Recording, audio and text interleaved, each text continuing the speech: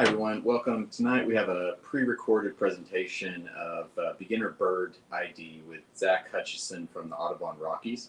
Be on the lookout. We're taking a break over the summer, and then on September 16th at 11 a.m. here at the Rawlings Library in the Friends of the Library room, we'll have Birds of the Arkansas River Corridor presentation in person. So be sure to put that on your calendar, and please enjoy Zach's presentation. Thanks. Zach.Hutchinson@audubon.org. Okay. We have a newsletter that goes out. So if you're in our region, especially, and you want to know kind of what's going on with bird conservation in our region, sign up for the newsletter. Okay. About me. So I'm a master bander, and while that is, ripe for terrible double entendres, a master bander essentially is a federally permitted person who handles and bans birds as part of monitoring and research, okay? And so for Audubon Rockies, I coordinate all of our bird banding efforts throughout the region, and we banned hundreds of birds just within Wyoming every year, okay? And this particular picture is actually from me visiting Peru, teaching banding classes across Peru. And I was pretty excited because I was getting my fingers torn up by this little parrotlet. So enough about me. You came here for the birds, so let's talk about the birds. Now, this course, this class, I teach it all across the region, okay? It's not going to teach you how to identify every single bird. It's going to give you the foundation to build up that wide knowledge. And if you know some serious bird people, then they can identify birds just like that and that and that. So this course gives you that foundational knowledge that is essential to identifying birds on your own and using the tools that are out there, field guides, binoculars. This is going to lay that foundation, okay? You can't build a very good house without a pretty good foundation, okay? And as we go through, I'll hopefully try to remember to name the birds that are on the screen, but if I miss it, they're also going to be labeled at the bottom of the photo somewhere, okay? So this is a black-capped chickadee. All right, so you want to be a bird nerd. What do you need? If you want to be a serious bird nerd, there are recommendations out there as long as my arms on what you need to be a bird nerd, okay? People will tell you, you need good binoculars. You gotta have the most up-to-date Swarovski scope. You gotta have the best field guides, all of the checklists, the life list, the eBird, the birdsong CDs, the software, blah, blah, blah. You don't need any of it to just enjoy birds. If you wanna be a true bird nerd, you might need some of that. But if you just want to enjoy birds, do some bird watching and identify some birds, participate in community science efforts, you don't need that long list, okay? You need time, you need a lot of patience, because birds can get you sometimes, especially the ones that don't like to sit still. So you need some time, some patience, and obviously you need birds, right?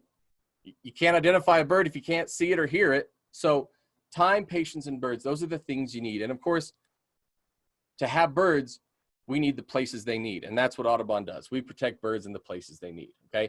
Now, if you want to add on to that, if you want to extend a little bit beyond that, maybe not bird nerd level, but just a little bit beyond that, binoculars and field guides are not critical, but essential to furthering to that next step of learning bird identification, okay? And we're going to go through all of my recommendations. Now, again, these are personal recommendations. Just from me, from teaching classes, getting everyone on the same level when I'm teaching. These are some of the recommendations I make, okay? Not everyone's going to agree with these, and that's fine. Find what works for you, okay? All right, so binoculars, optics, all right? If you're going to get them, and again, you don't have to have binoculars to enjoy birds. I had red-winged blackbirds on my bird feeders all day. They're about 15 feet away from my window. I didn't have binoculars all day, and I still enjoyed all of these red-winged blackbirds coming in, okay? So you don't need them, but if you are going to get binoculars, those numbers can be confusing as to what they mean. And then when you see the price tags on some of them and you don't know how good of binoculars do I need, I'm going to go over that real quick, because this is part of learning birds, is learning your gear as well. So we're going to go through the gear part, and the birds are coming. The birds are coming. Okay. So the first number, all right, if you see a pair of binoculars that are 8x42, they're listed that on the box. The first number is the magnification. Okay. And the larger that number is how many times closer the object appears to your eye. Okay. So the first number is the magnification. Now, you don't need 50 by 200 binoculars. That would be way too big. And of course, my arms couldn't hold them up for very long, especially looking at warblers. You don't need massive binoculars, okay? You don't need extreme magnification. So generally, I recommend 8 magnification to people who are just getting started. If you've got the arms for it, you might bump up to 10. But every bit of magnification, every little shake you have, it's magnified as well. So if you have a little bit of shake in your hands and arms, maybe you bump down to 6 by something, okay? So I recommend 8x42 to start off with, or 8x32 for some folks if they want lighter binoculars, okay? Now that second number is the front lens diameter, okay? And what it does is it's the light allowance that comes through your binoculars. So the bigger that number is, the larger that number is, the more light can pass through, okay, then that brightens what you're seeing in the field. So if it's a cloudy day, a larger front lens diameter can brighten what you're seeing, okay? So it can be a critical number, but again, the larger that number is, the heavier your binoculars will be. So the happy medium, 8x42, is often recommended to people who are just getting into birds, okay? And again, if you want to go down to 8x32 or 6x32 or any range in there, find what works for you and make sure you try them out if you can. Now, obviously right now, this is not the time necessarily to be visiting stores, but you know, if you have the opportunity in the future to test them out before you can buy them. There are some companies who will even send them for testing, where you can try them out, and if you don't like them, you usually just have to pay shipping to return them back, okay? Now, you don't need binoculars that cost a lot of money, okay? If you want the medium range, my personal recommendation maybe is looking into the Nikon lines, but even still, you don't need binoculars that cost that much. Celestron makes a great binocular, 8x42 for $60. It's high quality glass and they're well made. And if you want an entry-level binocular just to see if you're interested in taking this further, perfect, okay? Try out those Celestrons. They have a wide variety, and again, they keep the price low, okay? If you're gonna go into scopes are essential for seeing distant birds like shorebirds, wading birds, ducks, birds that are gonna be a long ways away that binoculars just can't reach. But again, only get a scope if it's within your budget. You can enjoy birds without a scope, okay? And there's a lot of pieces to a scope. I'm in Wyoming. I had to have a heavy-duty tripod for my scope because throughout much of the year, sustained winds of 30 miles an hour are pretty regular. So I had to have a heavy tripod, and you have to consider all those things when you're making these purchases. So if it's not within your budget, then stick with what is and enjoy the birds, you know, that you can, okay? And guess what? Bird watching, there's so many people out there who have this gear that if you come across them while bird watching, especially, you know, when things are in a safer place, then maybe they'll let you share their scope, okay? You don't have to have the top-notch gear to really enjoy and love birds, okay? All right, field guide. So when people are starting out, if you want a hard, something you can touch field guide, I recommend the Sibley Guide to Birds. It's great for those who are new to birding. Everyone has their own personal choice, okay? But I recommend Sibley just because drawings when first learning birds can be helpful, because if you buy a guide that's more photo based, photos can be difficult depending on how good the lighting was, you know, what angles did they capture. What drawings and paintings can do is capture a bird how you would see it in great light and from correct angles. Okay, so that's why I recommend Sibley. You don't necessarily have to get a Sibley. I'm just offering a personal recommendation.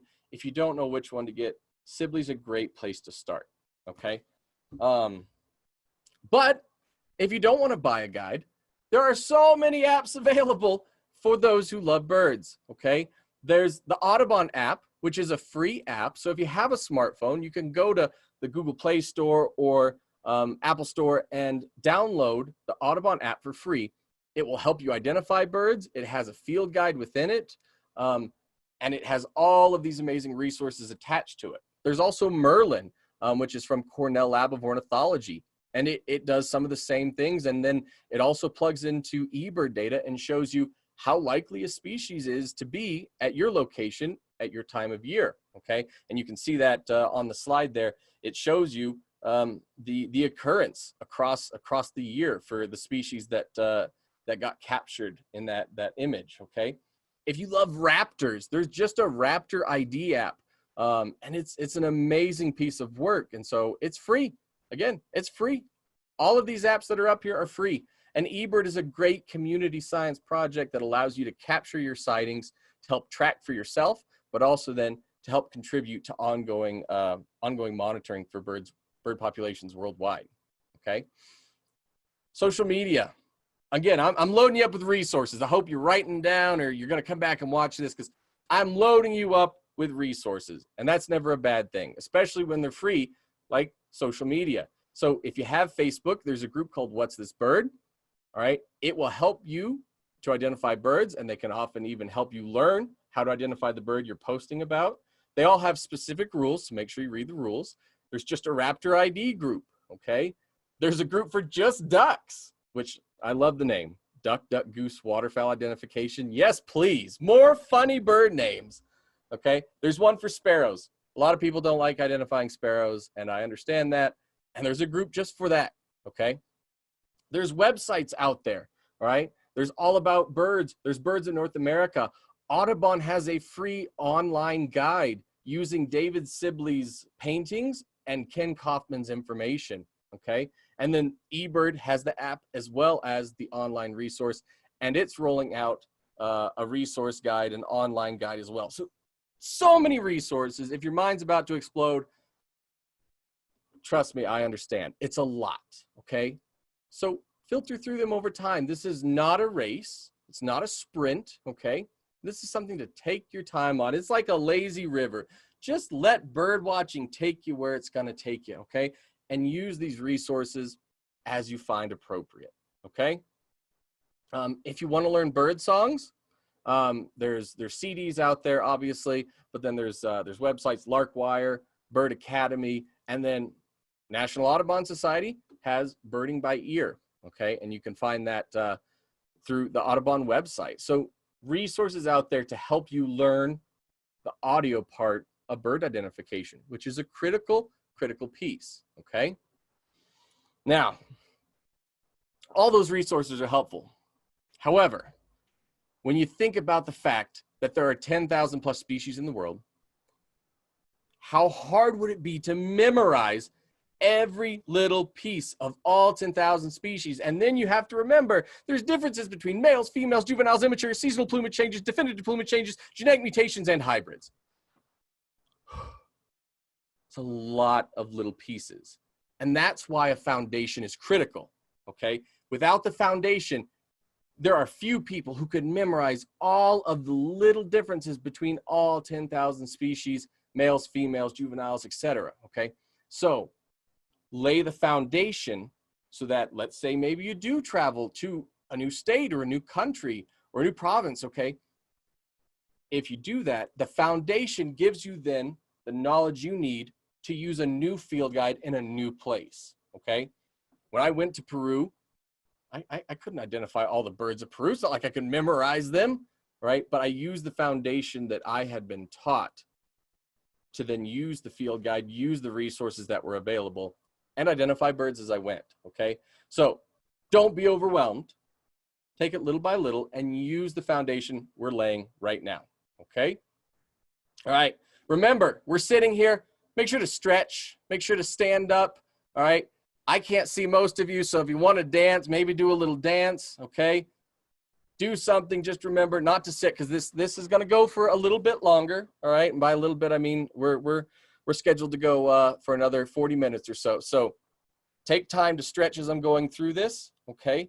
And if you have questions, make sure to throw them in the chat box, and we will be getting to questions towards the end, okay? We'll make sure to take a Q&A timeout. And again, if I see some as I'm going through this, I'll try to get to them. But definitely, you're welcome to throw your questions in the chat box, okay?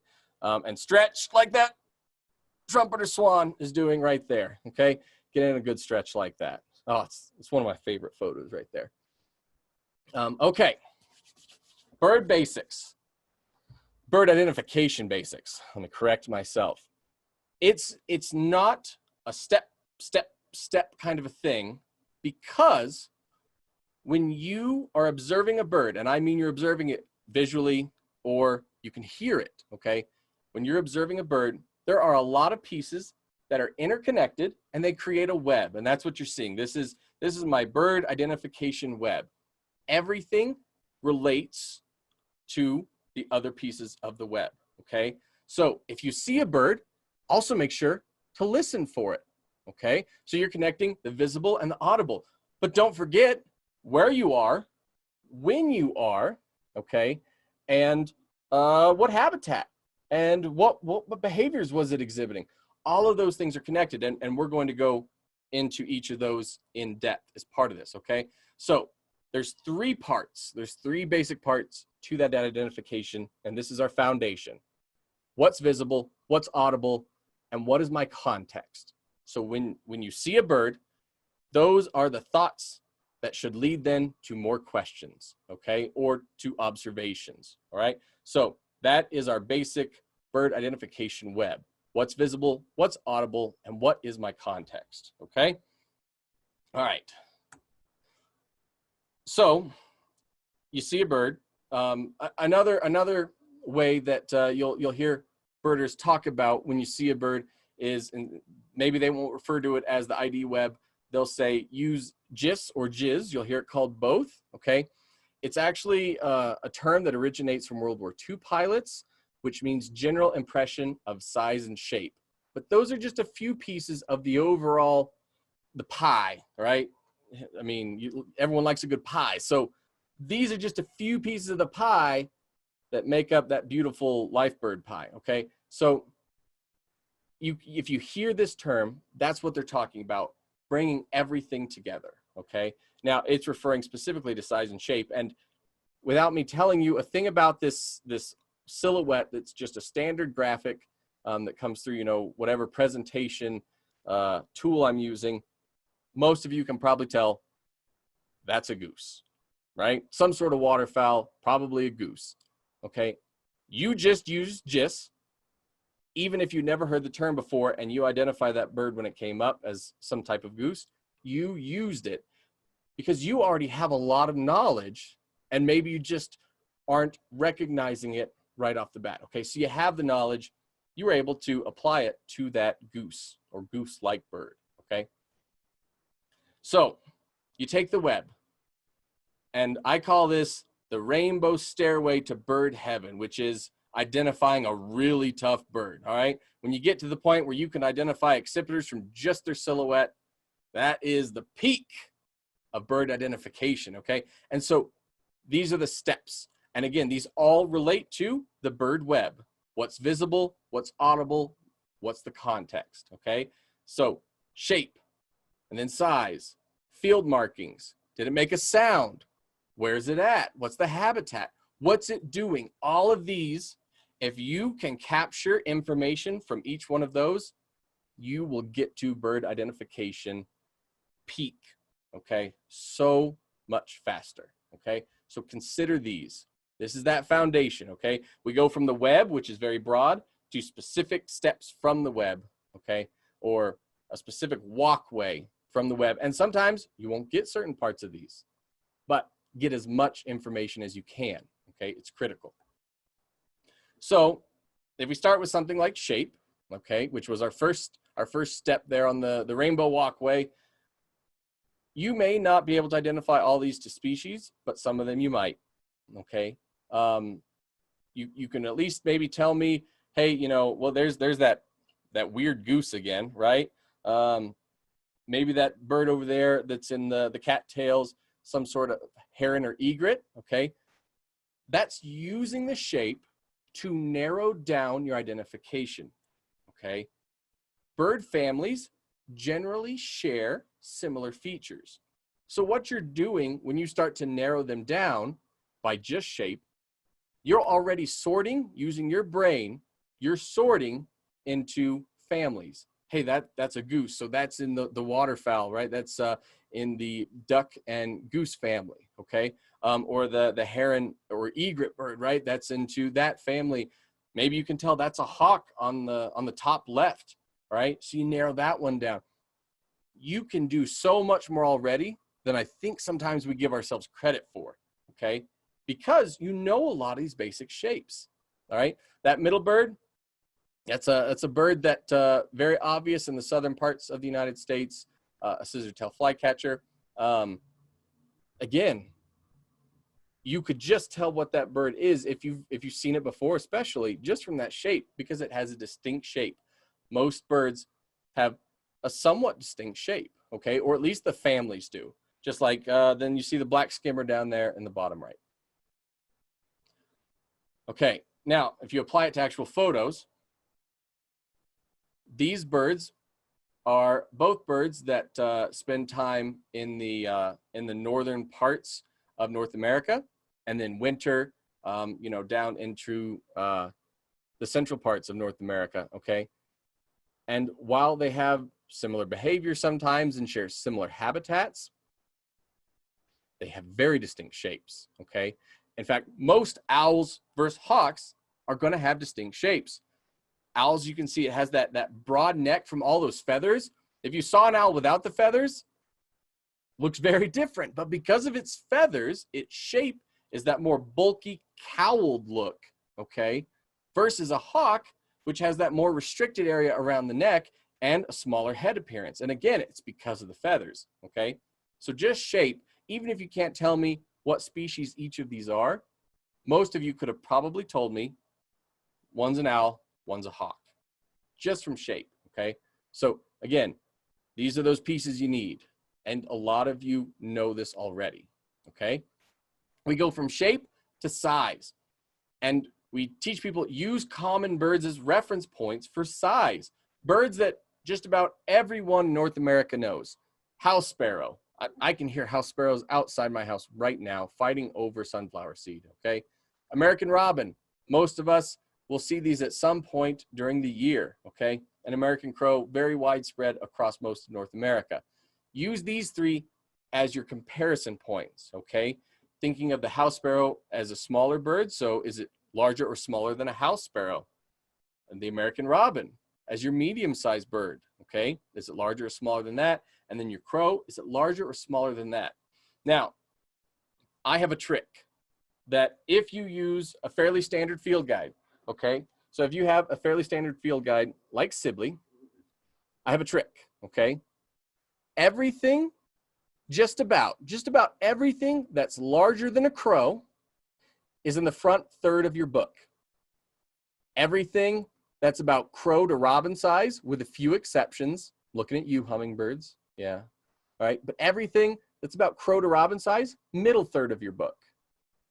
And everything that's robin to sparrow size or smaller, again, except for a few exceptions, are going to be towards the back third of your field guide, okay? So your field guides are sorted taxonomically, but luckily, larger birds are placed in the front of the book, thanks to taxonomy, okay? And smaller birds generally tend to be towards the back. So if you have a standard field guide and you can use these general reference points of common birds, you can apply it then. Hey, that's larger than a crow. I'm going to have to start towards the front of my field guide, right? Pretty easy. And there's another thing you can do with your field guide, and that's tab it. Put tabs in your field guide. You can see I got that little tab there just as an example. Tab your field guide, tab families for quick reference, okay? If you have the tools, use them. And then if you're using an app, Apps have amazing features that allow you to sort by taxonomy, by name. Some let you sort in other ways. So use the tools you have and learn the tools you have, okay? So use a bird size, and then you can consider birds that fit in around them, okay? So an American goldfinch is going to be smaller than a house sparrow. An evening grosbeak is going to be smaller than a robin, but larger than a house sparrow. A blue jay is going to be larger than a robin, smaller than a crow, okay? So consider where birds you see commonly or birds you're trying to learn fit into that puzzle of size, okay? And, you know, you go back to our goose going to be larger than a crow. So think of all that as you're going through this. Again, and return to your spider web. Gain as much information as you can, shape, and then size. And then we get into field marks, all right? Like this wonderful lark sparrow, which lark sparrows have amazing facial field marks, which make them a delight to look at and a delight to use to teach because they've got all of your standard facial field marks, okay? So if you have a field guide, or if you take some of the online, the apps or some of the online field guides, they provide resources for learning field marks. You'll hear bird people use field mark terms a lot. It's good to learn them. So if you have a field guide, a hard field guide, something you can actually hold in your hand that's not related to a smartphone, all right, the first usually 10 to 30 pages-ish are going to teach you what field marks are, what they're called, and then they're going to teach you how to use that field guide, okay? So in this case, a few terms you might see in your field guide are crown, and in the case of the lark sparrow, it has a white crown stripe with rufous and black adjacent crown stripes, okay? The supercilium, which is kind of like the eyebrow looking area, it's white, okay? The malar, and you'll hear other terms like mustachial area, submustachial, submalar, supermalar. You'll hear a lot of those terms, okay? But generally, it's just called the malar region. It's white bordered in black. It's got a white or a black chest spot on a white chest or white breast, okay? The nape is grayish or brownish gray, all right? You'll see these terms. So it's critical to learn them when using your field guide, because if you don't know what the field guide is referring to, then you can't identify it as quickly, okay? So learn the first parts of your field guide, which include learning all the field marks of the various types of birds, all right? Sound. Most of you know a lot of sounds already, all right? Everyone probably knows the sound that this bird makes, right? Maybe you don't know any other bird sounds, but just about everybody knows the sound a turkey makes, okay? And even if you can't identify it, it can help you find the bird. Use it to locate the bird to then visually work on identification. And then your brain can connect what's visible and what's audible together, okay? Maybe you never get to see the bird. Maybe you only hear it. Then you need to connect what's audible and your context together, okay? Again, using your web. Remember all of that, okay? So if you're at home and you know what a turkey sounds like, go ahead and sound off, make your turkey sounds. I'll give you a second. Yep. Yeah, those are some pretty good turkey sounds, I think. Sounds like good turkey sounds. If you don't know what a turkey sounds like, the hens make a very loud tuck, tuck, tuck sound. And then the males, when they're strutting, all right, their territorial is a it's part of their strutting, you know, showing off for females and attracting mates and defending territories, okay? All right. There are devices out there called mnemonic devices that allow you to maybe trick yourself into learning bird sounds that are difficult, okay? And a lot of these you might recognize. Caw, caw, caw. Everyone knows caw, caw, caw, right? And if you don't, it's okay. You're going to learn what it means, all right? The house wren makes a sound that it sounds like a jumble of notes and someone who just stubbed their toe to me. Chickadee-dee-dee. A lot of people know the chickadee sound, okay? And so use these devices to help you learn bird sounds, okay? So if the American crow and the common raven, if those two sounds sound similar to you, you're gonna have to find a way to teach yourself how to recognize them. So for me, the crow sounds like it's saying caw, caw, caw, but then the raven sounds like it has a sore throat or it's coughing, okay? Kind of a sound, okay? And then you add in fish crow. Fish crow sounds like a nasally crow. Caw, caw, caw. So trick yourself into learning these, all right? And sounds are very important, very important. Don't ignore the sounds when learning birds. Learn their sounds as well, okay? So here's just 7 mnemonic devices for these particular 7 species that you can write down and use. And again, this will be recorded and you can grab it later if you'd like, okay?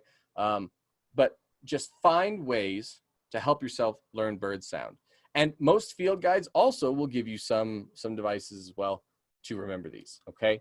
One of my favorites to teach to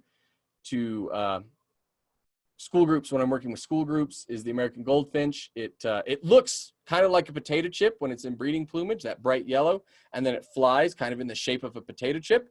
And as it flies, it says potato chip, okay? So that's one that I'll teach to school children when I'm working with them. The mountain chickadee, for those of us living in the West, it sounds like it says cheeseburger. So a lot of people around here call it the cheeseburger bird. It sounds like it says cheeseburger. So use these little tricks, okay? There's no one who can tell you how you have to learn birds. Use tricks that help you learn them, okay? All right, now we're into context. We covered what's visible, what's audible. Now we're into context. Where do birds occur? Think of habitat. What are their needs? Birds need food, water, cover, okay? Some birds, they spend a lot of time in the air. Some birds flock together, others don't, all right? Consider all elements within your context, okay? And when you're considering, habitat. Let's say you just want to know where to go birding. Think of the things birds need, okay? If you want to find a certain bird, find out what it needs, and that will help you find it, okay? So look in these places of need and or comfort. Now this wonderful sagebrush and short mixed grass prairie here, you're gonna find grassland birds and sagebrush species in this area, okay? Things maybe like lark buntings are gonna be in this area, okay? So again, learn the pieces of context for certain birds. What does this family of birds, where do you typically find them? Grassland species are going to be near grassland. Waterfowl, going to find around water, right? Typically, okay? So learn those things as part of your growing process for bird identification, okay? Think about some obvious things. You're not going to find a pair of common goldeneye, showing off and displaying out in the middle of a saguaro desert. And if you do, call me because I want to see it, okay? Although this year there was a pair of bald eagles nesting in a large saguaro. So there are unusual circumstances occasionally where birds will show up in places they're not expected. But typically, you're not going to find a pair of diving ducks in the middle of a desert, okay? Where would you find some ducks? In a wetland habitat, okay?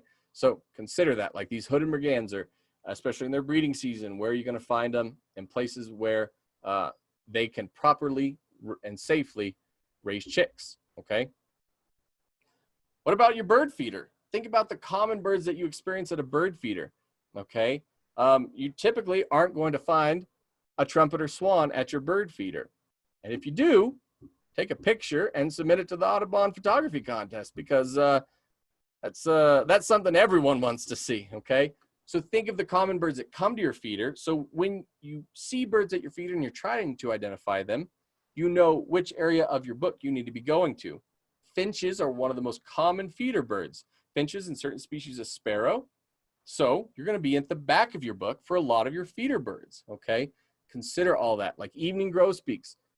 And in some places, they're very common feeder birds, okay? American goldfinches, which are there on the other photo.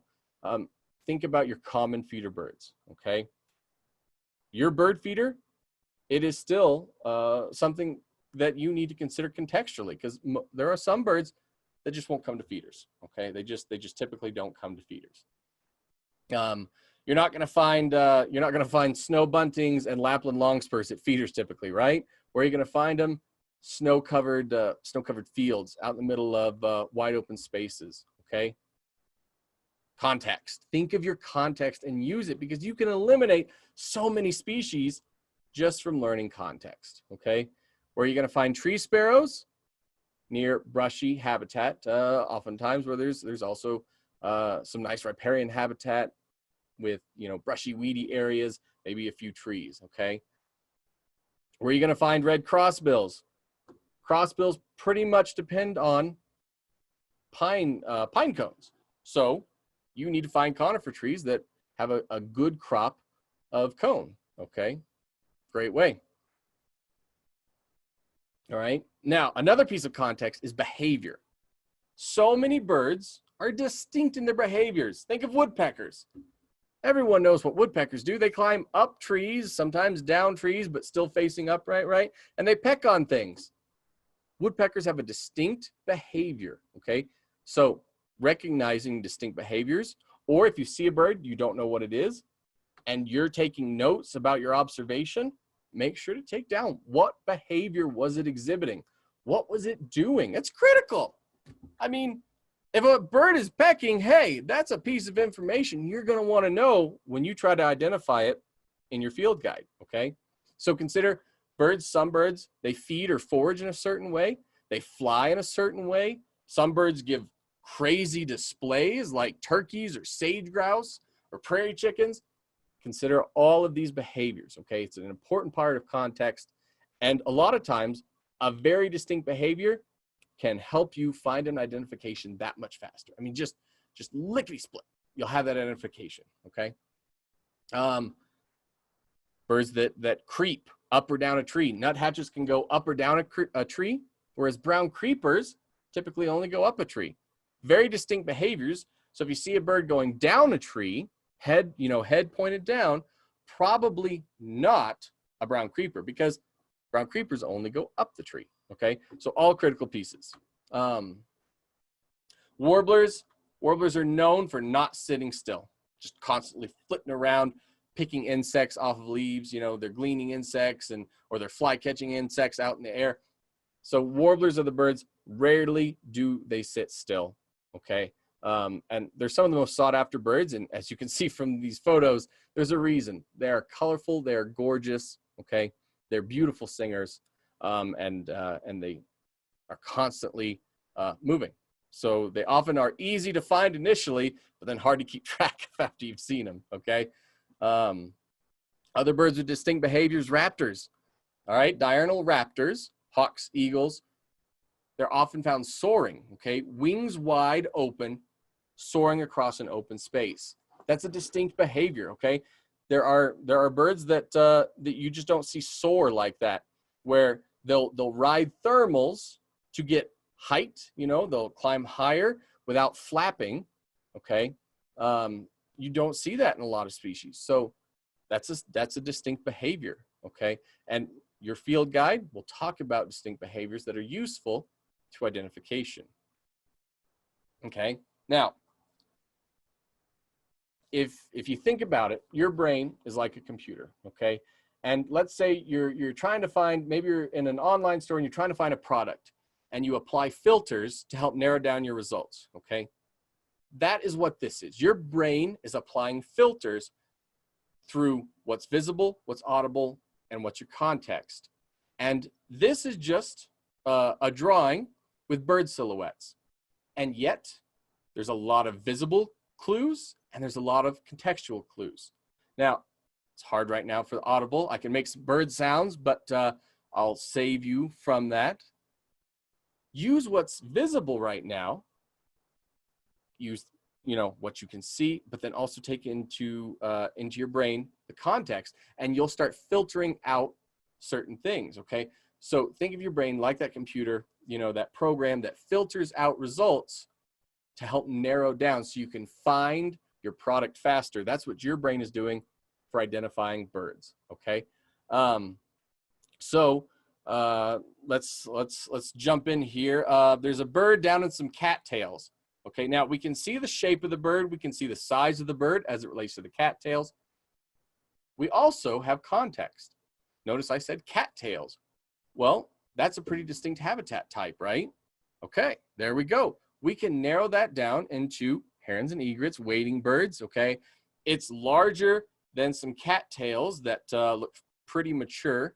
So it's going to be probably a larger heron or egret, and there's only a couple species that are that large, and we could narrow it down. There's a bird sitting on a dead branch, and you can see some little horn-looking things, okay? And while they're not actually horns, they're still useful, and it's where the bird gets its name, you know, with the great horned owl showing off its plume of horns, okay? How about over on that tree? I see something over on the tree there. It looks like a bird that's working its way up the tree, like a woodpecker, okay? Context, it's showing a behavior and a shape and a size, because then you look left of it, and on those three little thick, short trees that provide good thick cover, there's a bird that's smaller with a nice tall crest on its head, and it's sitting in a prominent place, probably singing like a cardinal would, okay? And you can see the woodpecker on the tree is larger than the cardinal. So you get shape, size, and context just from that black and white silhouette, okay? Birds on the wire, context. There's 4 birds on that wire in a flock. Not all birds flock like that, okay? A common species in North America that is frequently found in larger flocks is the European starling, okay? An invasive species, but one that you still need to learn identification for because you're going to experience it. So it's in a large flock. Hey, that helps you. Is it a bird that's typically found in a flock? Yes or no, okay? Consider that. Just like the big soaring buteo right there, some sort of hawk, okay? There's that scissortail flycatcher again. Normally, if this were in person, if I were able to see you and talk to you, I'd make all of you guess these. I'd make you shout out guesses at, you know, what these silhouettes are, but a little harder right now, so I can't hear you shouting out. But if you want to yell at your computer, you yell at your computer. I'm not going to stop you. Yell as much as you want. Especially, you know, maybe you're a sports fan, you miss yelling at your TV for sports, then yell at the computer about what birds you're seeing. Ha, American crow. Ah, ringneck pheasant. Ah, American robin. You know, really get into it. No reason you can't be excited about birds. Did I sell it? I sold it. Yeah, all right. Okay, when you see a bird, think of your web, okay? What's visible, what's audible, what's your context? Think of your staircase, okay? So let's go through it. You see a bird or you hear a bird. Both are an observation of some kind, okay? We look at shape and size, and again, most birds in a family share similar shapes and sizes, all right? There's always going to be exceptions, but generally it is true, okay? And if you have a hard copy field guide, there are family plates within your field guide where you flip it open, all right? And you can see all of these diurnal raptors are put together, okay? So if you can narrow it down to family by shape and size, you already have a great starting point. And again, if you tab your field guide where all those families are, boom, you have sped up your identification process. Go you, okay? So shape and size, then look for field marks, all right? And again, that requires learning those field marks, learning where you should be looking, what areas can show certain things. You know, sparrows with their streaking and their breast spots, or, you know, what their malar region looks like. That's important for sparrows, whereas maybe it's not for other birds, okay? Learn the field marks that are important for each of those families, okay? And just learn the general terminology for them as well. Then we get into some context. What behavior is it exhibiting, okay? Again, it's context, but it's also part of the visible. You can see it, and then what is it doing while you see it, okay? So as you're taking in shape and size and field marks, also take in things like behavior. Listen for it, okay? Is it calling? Is it pecking? What's it doing, all right? Listen for it, take in the audible, and then consider your habitat and your location. And not just your location as in your GPS coordinates, your location within the habitat, okay? Is the bird up at the top of the tree, or is it feeding on the ground? Is it on the side of the tree? Is it in the bushes? Location within habitat is just as critical as location of yourself, okay, and where the observation's happening. That's a lot to remember. So I recommend you get a field book, a little field notebook. If you don't have a great memory, writing things down is a great way then to revisit for an identification later, okay? Which leads to number 2, take notes and or sketch. If you're an artist, all right, if you have an artistic quality, use it. Draw what you saw, okay? Use those abilities, use your gifts. Don't fight them. If you're not a write down notes person, then draw it, okay? If you have a camera, photograph it. Also, phones now can record sound. So if you hear a sound and you wanna come back and revisit it for identification later, use your voice recorder from your smartphone, capture it, record it, okay, and visit it later. But the very first thing you should not do, you should not get your binoculars out. Oh, there's a bird. Oh, I see a bird. Field guide. Ah! Because that's what you'll do. You'll scream as you flip through pages, and guess what the bird did while you were doing that? It flew away. It's gone, just like that, okay? Don't go to your field guide first.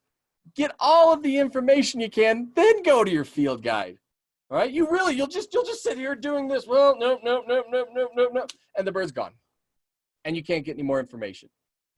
Capture the information, especially if it's a new bird to you. Get as much information as possible, then go to your guide, okay? Or your app or whatever you're using, but don't see the bird and then quickly go to your field guide because it just never ends well. Never ends well at all, okay? All right. Web, all right? This is just a reminder. I'm not going to go back through all this. A reminder, use your basics web. What's visible? What's audible? What's my context, okay? And step up to bird identification glory, which is, identifying accipiters by silhouettes. That's bird identification glory. When you can identify accipiters by silhouettes, you're there, my friend. You have got it. Okay. An important part is learning your field guide. Okay. And we're just about to our Q&A session here. So hold on for just another minute and then we'll get to our Q&A. Learn it. Read the introduction. The first thing people do when they buy their field guide is just flip open to all the pretty plates. Don't do it. Read the first part. It teaches you how to use your field guide. Also, learn how your field guide is organized. I gave you a little cheat code of using common bird sizes larger than a crow's, typically at the front, crow to robins, typically in the middle, robin to sparrow size or smaller, typically at the back, okay? That's a cheat. It won't always work. So learn how your book is organized. In most cases, they're organized taxonomically, which means you need to learn where the bird families are in your book, okay? It also helps just speed up your identification process. And again, tab to family so that you can quickly open up to raptors or hummingbirds or waterfowl, okay, whatever. Use tricks, use these little things to help you, okay? All right, so learn your field guide and definitely don't open it first thing, when you see a bird. Don't see a bird and then open your field guide. Because I'll come out of this computer and I'll yell at you. I'll do it. I'll yell at you in the nicest way you could imagine, but I'll do it. I'll do it, okay? All right, so 2 birds here. We're going to do this, and then we're going to go to questions, okay? So 2 birds here. They share some similar-ish coloration and field marks, okay? So what I want you to do is there at your own computer, as you're watching this, either write down or just, verbally aloud, say some differences between these birds, okay? Just say them out loud or write them down because we're gonna identify them, okay? But there are some superficial things about them that some people might say, well, these look kind of like the same bird, is one a juvenile and is one not. No, these are 2 separate species, okay? And there are several little things we can use to identify them, okay? So even though superficially they share some characteristics, there's easy ways to separate them, okay? And these aren't 2 that necessarily give a lot of people trouble, but when you're first starting, you want to learn some of the easier birds first, because it just helps to build that confidence and keep that identification train a chugging, okay? So both these birds, they have a white crown stripe down the middle. So that median crown stripe is white. Then they each have a black adjacent crown stripe, okay? But that's where some of the similarities kind of stop. You look at the bird on my right there, it's got a bright yellow lore spot, which is kind of the front part of that, that supercilium, right? Which is that eyebrow area.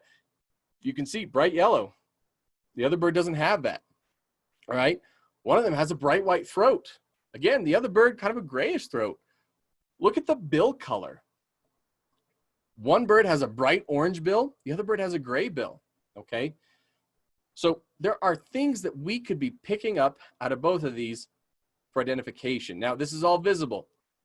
If we try to pull some context from these, it's a little bit harder. There's not a lot of context to pull from them, but hey, that's maybe okay in this case because we have enough visible to work through to our identification, okay? And this just zooms in a little bit so you can see some of those features in the face area especially, okay?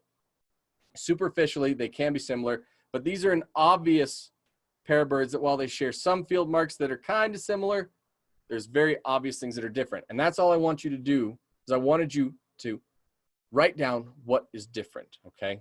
Write down what is different so you can see these obvious differences, all right? You're gonna see birds at your feeders where males and females look very different, okay? Like house finches, all right? One's a male, one's a female. So you have to take into consideration those things as well, okay? These are both the same species of bird, but they're very different in their appearance, okay? So sometimes it's not a species to species thing. Sometimes it's a male to female, okay? Very different looks, all right? Okay, so I'm going to switch now, and we're gonna do our Q&A. And so we probably have some questions that maybe were asked in the chat. And so I'm gonna get those and we're gonna do some Q&A. So if you still have questions, make sure to throw them in the chat. Uh-oh. Let's see here. Control. Okay.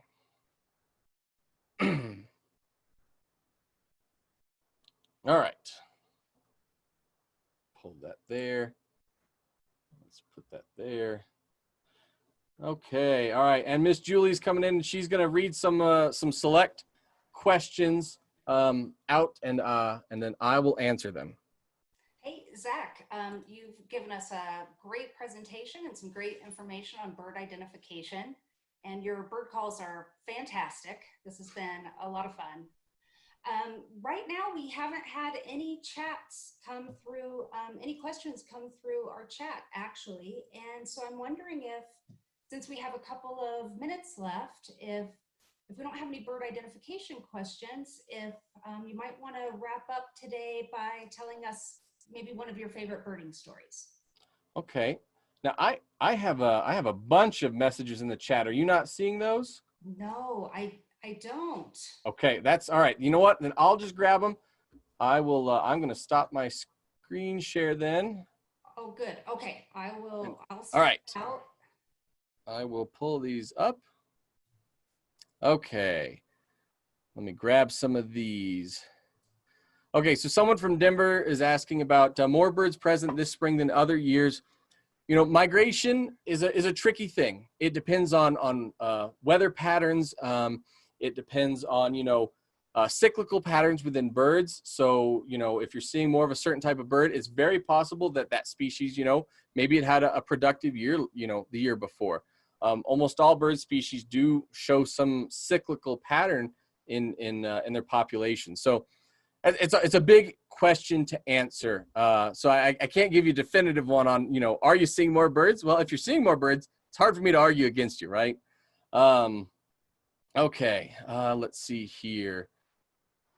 Someone asking about, haven't seen any blue jays coming by their bird feeder. You know, a great food for attracting blue jays are peanuts, unsalted. Never use salted foods for birds. peanuts, black gold sunflower seed, great, great for birds, okay, for attracting birds. All right, let's see, we got someone asking about, oh, they were guessing what bird was in the grass. Good, good, good. What is a good field camera? Okay, yeah, so phones are hard, but there's a trick, all right? If you don't want to get a full-on camera, take your binoculars, take your camera phone, and you can actually, it's called digibinning or digiscoping, depending on what you're using. You can actually take a picture through your binoculars. And I have had some rare birds that I got shots that you could identify the bird with that method. It's not perfect. It's not award-winning, but sometimes if you just need to identify a bird, you know, that's great. There are super zoom style cameras, like the Nikon P900, I think it's called, where it's got an equivalent lens of like 600 millimeters, you know, that you would have on a big professional camera, but it's captured in a compact camera. They're generally more affordable. They're a great field camera. They're not heavy. And again, I'm not necessarily recommending that one over any other. It's just one I can think of off the top of my head. Look into super zoom style cameras. They're point and shoot with super zooms, okay? Someone asked me to do more bird sounds. I'm going to spare you more bird sounds. Okay, so what are some of the major bird families that you should be familiar with, especially in the Denver and Rocky Mountain area? You know, in the Rocky Mountains, we have a lot of waterfowl that migrate through, so know your waterfowl. The Rockies are great for raptors, so you know, be good about learning your raptors. You know, in the Rockies there around Denver, you know, learning your hummingbirds. You can see during parts of migration up to 4 or 5 species of hummingbird. Finches and swallows are both families that you'll see a lot of diversity in our region. So make sure you have a good grasp of your finches and swallows. And then, of course, your warblers and sparrows, which I just listed a lot of different families, but we see a lot of these families in the Rockies. And this year, along the Front Range, it was a banner year for eastern warblers showing up. Blackburnian warblers, magnolia warblers, worm-eating warblers. There was a Louisiana water thrush. I mean, just crazy birds that don't normally come up on the Front Range. But this year, either there were more people out enjoying birds, which is a great thing, especially if you're doing it safely. And you know, there could have been some distinct weather patterns that were helping to push some of those eastern birds in. Okay, so this is a great one. The smaller field guides. So this is the large version of Sibley. The smaller versions, which are Sibley East and Sibley West, they're kind of separated by the Rockies. If you're right on the foothills of the Rockies, which is, you know, kind of the Denver area, is the eastern one still appropriate, or are there better ones for our area? The nice thing about those smaller ones that are separated is they still allow for some of that overlap. However, if you're in Colorado, Wyoming, or Utah, I recommend Sibley West.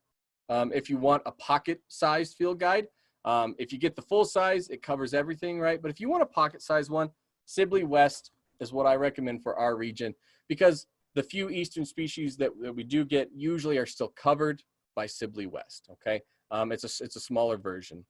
Oh, we got, what's your best birding story? Maybe I'll come back to that one.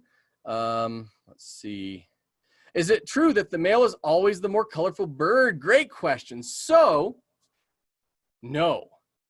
A species that we see a lot of in the arid West, the Wilson's phalarope and other phalaropes as well. The female is actually this beautifully plumaged bird, and the male's pretty dull. And the male actually, the female will lay eggs in the nest, and the male will care for the nest, incubate the eggs, and raise the chicks, okay? So it's reverse in phalaropes. It's pretty cool. So if you see a more colorful phalarope with a much duller one, the female is the duller one.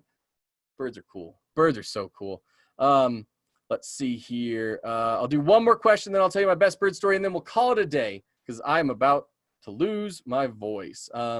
More sessions like this in the future. Yes, we'll be doing more of these in the future. So make sure to you know, like us on Facebook, so that, you know, when these announcements come out, you can get them, register, you know, for our newsletter and stuff, so that you can get notifications of webinars and things like this. Let's see. I don't see any other. Oh, all right. Last one. What is the best time of day for birding? Morning. Typically, at least once it starts to warm up. So spring through fall, morning time is the best time to go birding. Okay.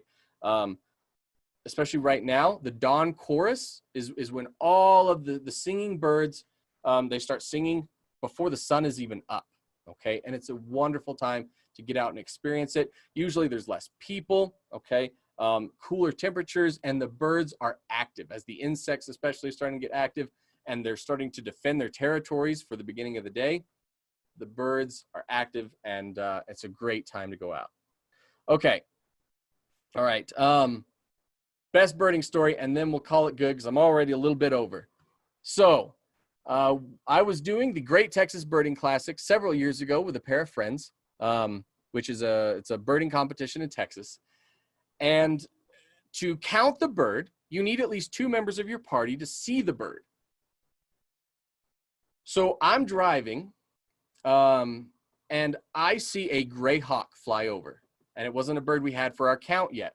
I see a gray hawk fly over, and I didn't want to lose sight of it. I had to keep visual sight of it so that I could tell my teammates where to look. Well, the only way to keep sight of it was to leave the vehicle, and I was driving, and I did not put it in park. I opened the door, and I jumped out, and I ran after the bird, binoculars in hand, screaming, "Gray hawk, gray hawk, gray hawk!" hoping they would keep up, but I forgot to hit the brakes, put the vehicle in park, and they were rolling down the road in a runaway vehicle as I was chasing a gray hawk. And that's one of my favorite stories because no one got hurt, right? It was a terribly, terribly unsafe decision. Don't ever do that. But that's one of the funnier ones, again, because nobody got hurt, right? So it's always works out well when no one gets hurt, okay? All right. Well, everyone, thank you so much. And make sure to, follow us so that when we do these again, you can be invited to them. Thank you all so much. I hope you enjoyed it. And go enjoy some birds now, okay? We still got daylight left. Take care.